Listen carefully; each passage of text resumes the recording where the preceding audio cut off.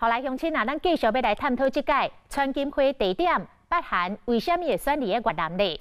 讲真有可能是金正恩要来参考越南这个亚洲的新小龙经济起飞模式。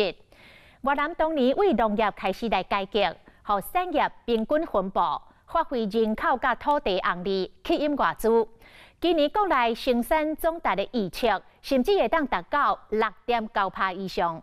问题是越南的模式有倒一部分是北韩学回来的，有倒一部分阁是北韩学袂来的呢？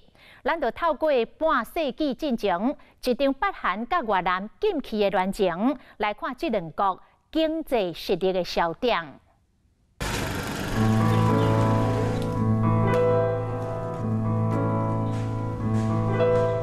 看你的手一直到老，一对老夫妻的爱情故事，伫半世纪前，那是一场禁忌之恋，也佮甲当时国际情势密切连结。大战了后，越南残破不堪，一比较落来，经历罕见的北韩已经重新卡步大灾。一批越南的青年被派往北韩，学习各方面的技术。老先生就是其中一位越南的青年，爱着当时也阁是北韩女工的老太太。北韩到即马对异国婚姻依然是严格禁止。老先生当年为着甲意中人带回来，动用人力费尽苦心，也阁上诉予国家，最后是捐7栋白米予北韩。两个人总算伫2002年结婚，倒来越南定居。对老夫妻这场苦恋，看到半世纪前，是越南派学生去北韩学技术，即马是北韩领导人金正恩亲自到越南出境。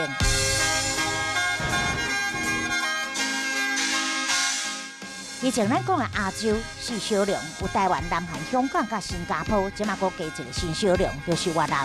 越南的人口9600万人，首都河内人口700万，机车数量就500万。虽然城市内汽机车条，嘛是经济发展迅速的一个指标。不过河内市政府为了对抗空污，已经发出2030年禁止机车上路法令。嘛是环保趋势领先台湾，越南的经济成长近年来嘛是一路冲冲冲。Vietnam is definitely one of the leader in the region in terms of whether you look at FDI per capita, whether you look at FDI as a share of GDP, Vietnam is performing quite well. 过去10档越南 GDP 成长率拢伫5%以上，2010年、2017年来到6.8%，去年也阁冲破7%，创下11档来新高。中国嘛，因为美中贸易战面临暴力攻防的时阵，越南已经预测因今年经济成长会当达到6.9%以上，算是全球表现上好的经济体之一。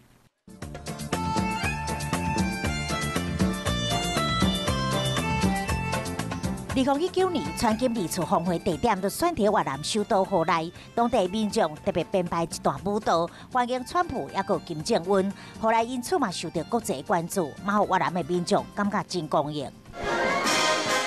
金正恩比川普早一步到越南参访，参考越南的经济成功模式，这嘛是美国对北韩的期待。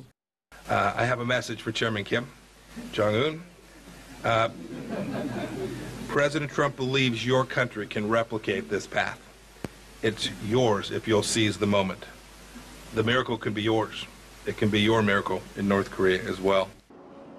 美国呼吁北韩爱学习越南的模式，并不是中国模式。其实中国甲越南拢是共产国家，两国的经济发展速度嘛拢是开发中国家内面算紧的。因为战争和整个社会拢爱重新来，中国甲越南才开始拼经济。不过伫个改革顺序即地双方无同，越南是以农业立国，伫改革时嘛是对农业开始，所以来接续发展轻重工业。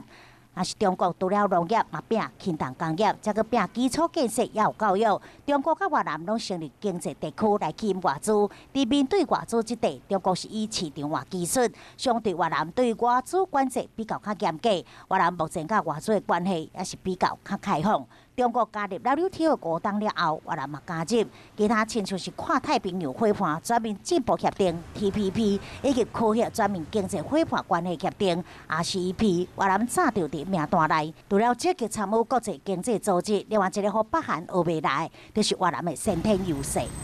越南的这个地缘政治地缘政治你可以看到，中国大陆在南海扩张的时候呢，7个岛是南海7星，南海7星刚好是一个 U 型，U 型像袋子一样，两头一个刚好是菲律宾，一个是越南。这是为什么美国要抓着菲律宾做着越南，因为刚好把你南海7个岛兜起来，兜起来它地缘政治让它可以左右逢源。以前是世界战场，即马是世界工厂。未来伫2045年，有希望进入已开发的国家。越南券年轻的销量，和亚洲经济体有了新地势。